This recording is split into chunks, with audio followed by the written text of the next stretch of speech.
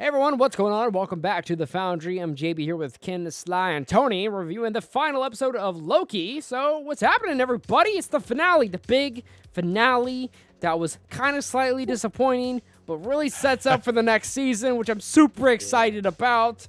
But and future stuff too. Yeah, future stuff. The whole point of every single fucking Marvel thing is to plug something for the future, and instead of telling actual, wow. Thank God through end credit scenes. But hey, this episode was still pretty good. I enjoyed quite a bit of monologuing. Yeah, there was a lot of exposition, a lot of talking at you, but I think it made sense. Yeah, a lot of just philosophy stuff, I feel like.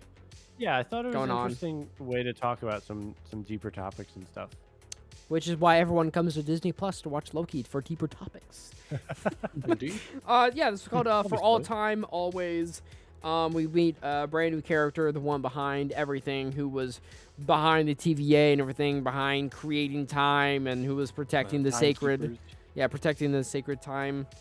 sacred timeline. Thank you. Timeline. Yep. And, yeah, his name was, He Who Remains. Yes, he was cool. He was ominous, you know? He was, He's very eccentric, for sure. I liked his character quite a bit. He was pretty fucking cool, man.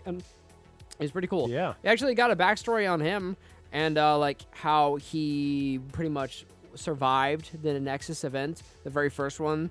After that, like, which is what the reason why the TVA became a thing, is to prevent it from further Nexus events, which pretty much I feel like it's just a really selfish way of himself not killing himself, or different versions of himself attacking himself, like just to protect his position to stay on top. But I guess like it is at the same time. The way he describes it, he's like, it'll be much worse if someone is not in this position making sure that it stays correct.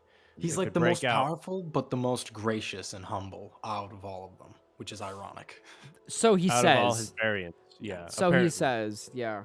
It's just, yeah, it's just pretty much Loki and Loki just going to the big castle and just sitting down and just listening what he has to say, and he's just talking a lot of tension, a lot of like suspicion, obviously, between everyone. Actually, I think the only one that's trusting is Loki of.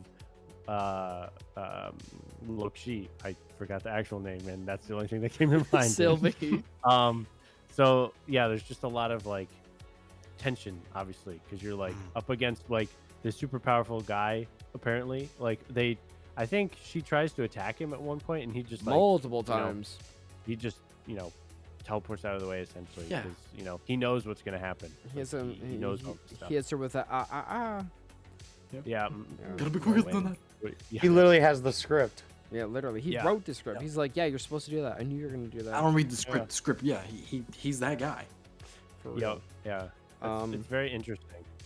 Yeah, so they just sit down for a while and talk, and then we see Mobius. He fucking goes, and he meets up with Renslayer, and Renslayer's like trying to talk to Miss Minutes, and she's like, what's going on? And Miss Minutes is stalling because she's going back and forth to talk to Loki and Loki, and she's like, hey, if you guys don't confront He Who Remains, I can give you everything you want in life, and you guys can both exist in the timelines even though you're not supposed to, because please stop what you're doing. Just trying to like give, like, I don't know, promise them. Wasn't that odd? Miss Minutes knows everything. Yeah, very, very odd indeed. So unusual. I was like, why did He Who Remains essentially give that character all of this information, and she's not sharing it? All with this anyone, power, even yeah, and so she's very she pick and chooses what information she actually is gonna give Renslayer, and Renslayer has been like, her whole fucking life's been crashing down on her, and Mobius is like, what the fuck, dude? And he like reveals all this information, and he's like, I'm not gonna prune you, blah blah blah. And they have a little tussle, and Renslayer just like grabs a bunch of information and paperwork and with a suitcase. She's like, well, see ya, and she just leaves through with TemPads. Like, all right, cool. Yeah, pretty much to go into season 2. Probably. Yeah. It's just kind of sucked to see Loki and Loki, because they weren't very trusting of each other. They battle it out and start fighting and whatnot, because because Loki thinks that he's going to betray her and whatnot, because Loki's trying to think rational, and he's like, he he's starting to actually trust he who remains. Well, he's giving all the information, and he basically gives him like, you can either help me and like take my like you can either kill me and take my spot or whatever, or just let chaos ensue. But like someone's got to fill this position because if you don't, someone else is going to.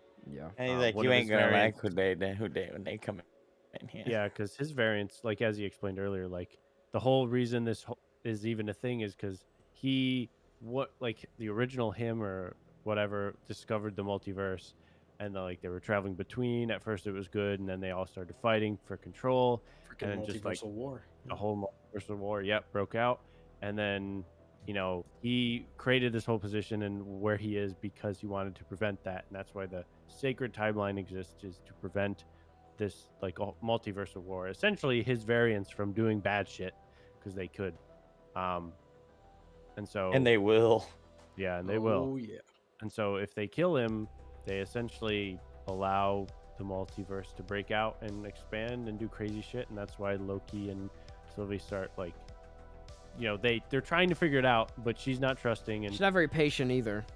she doesn't give like, you literally are at the end of time. You could just like take some time to think about it, but she's like, they're Nah. very impatient. Like this She's is not big on pretty the mustache twirly monologues. No. fucking, which I enjoyed. I enjoyed hearing about this stuff. Me too. Yeah, I thought it was very interesting. Yeah, it was How very, they're setting It all sets up a lot.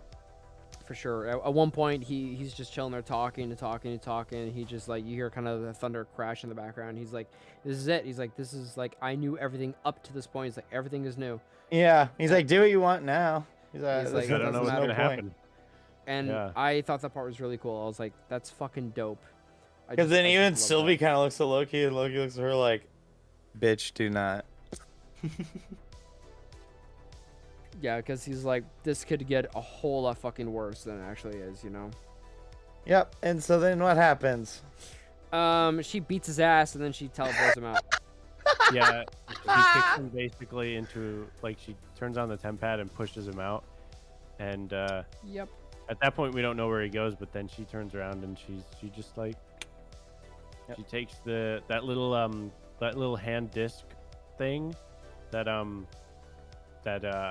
He Who Remains has, Mhm. and then she just stabs him. Yep. Kills Yeah, him. that's when you're like, wow, I kind of don't like her now. She just fucked everything up. Yep. Yep, She and then the succeeded multiverse in her breaks out. quest. Yep. And you see the timeline thing, it starts to branch off in multiple fucking directions. Because shit Sacred is, timeline starts, shit branching. is fucked up. And Fish Guy's even like, what is that? Yep. Loki's big sad because he got pushed out. Yeah, he's he like, was oh no. Betrayed Yeah, again. he's fucking got blue balled again. And then he tries to go back to the rest of the TVA. He's like, we got to do something. The multiverse is going to break out. It's going to be crazy, and we don't who know are what's you? going to happen. And they're just like, who are you? Yeah. Yeah, Like, they don't even that recognize him at fucking all. got me. He's talking to Mobius, and Mobius is like, "What branch are you from, bro? Calm Okay. down." He goes, Yeah. wow. Yeah, and I Yeah. was like, "Oh my god!" I'm like, "What the fuck?" But then, And then you see the statue of Oh, Kang, and you're like, oh Kang. shit. yep, he, Oh shit. It happened. It's already begun. Yeah. yep. Such a-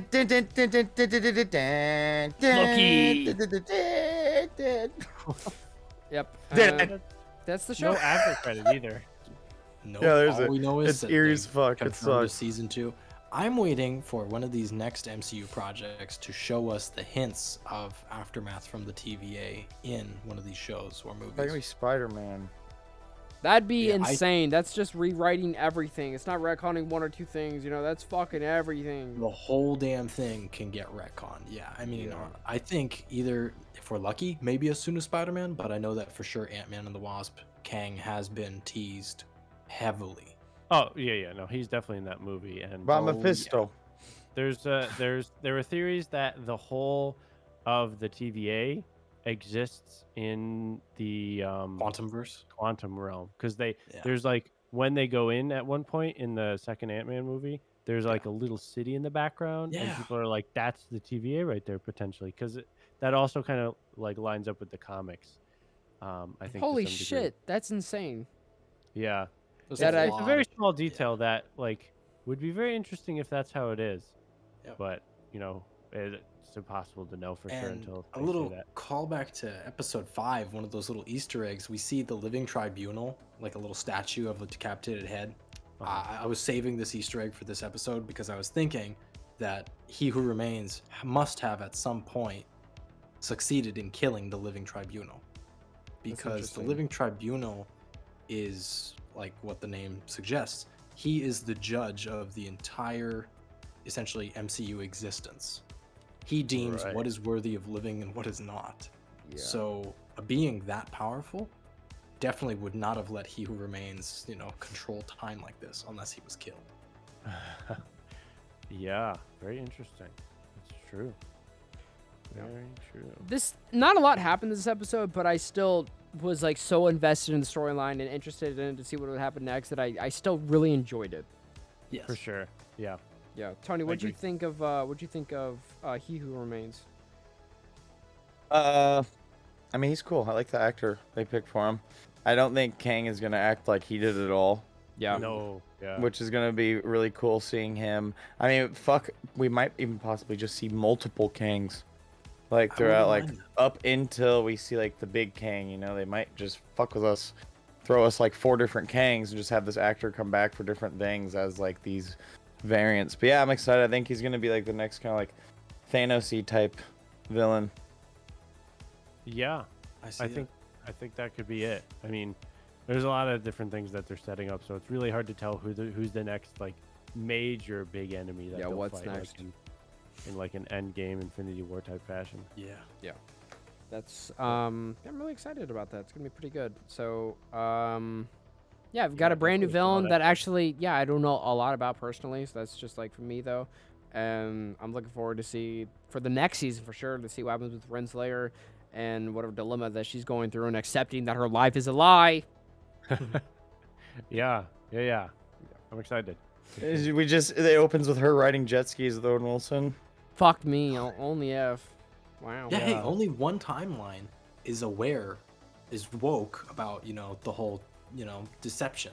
Mhm. All the other timelines are blissfully unaware of what's going Yep. on. They just know that there's a bunch of issues. But I give this episode a 7. I give it an 8. I think I Oh, give yeah. it an 8 as well. I'm going to give it a 7. Very good. Yeah. Gives it a I- 7.5 then. Yeah, I'd say like big thumbs up for the whole show. For the whole show Oh, as a whole. easily, yeah. Overall, what's the score for the whole show? Yeah. Give it a 9. For the whole I'll show. also give it a 9. Yeah, I would say a fucking 9 for Loki as a whole show. That's what we're doing. Did we give scores for the other shows? I don't remember. But I do know this show is better than both of those shows. Yes. Fucking absolutely right about Yeah. that, Sly. In comparison, Marvel if we're series. doing that, then I'd give Wanda an 8 and Falcon a fucking 5. That's generous. That is generous. It's average. Yeah. That's funny. But It's just okay. that is Loki, ladies and gentlemen. Thank you so much for tuning in to the Foundry review series of Loki. If you guys are watching this, we'll probably have Hawkeye already up. We recorded this in a really fucking weird order for you guys, but believe us when we say we worked our ass off trying to get all these reviews pumped out for you guys because a lot of circumstances happening. But hope you guys enjoy the content. Thank you so much. Make sure to drop down below in the comments. Let us know your guys' thoughts on the series and all the Marvel goodness. Make sure to subscribe for some more stuff in the future, and we'll see you guys later. Bye bye. Goodbye. Ciao.